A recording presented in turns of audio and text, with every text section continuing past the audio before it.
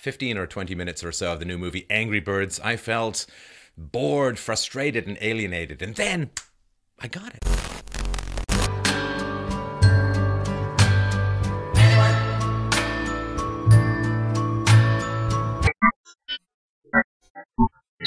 Her smiley, bubbly totalitarianism.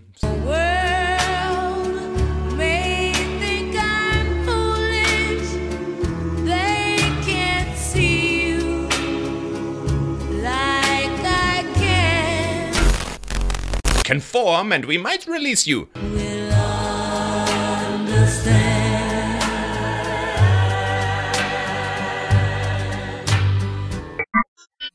Fabergé egg bubble of pseudo-niceness.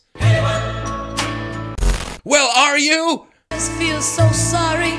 Has the magical ability to shoot fireballs out of her bird. Conform and we might release you. Conform and we might release you.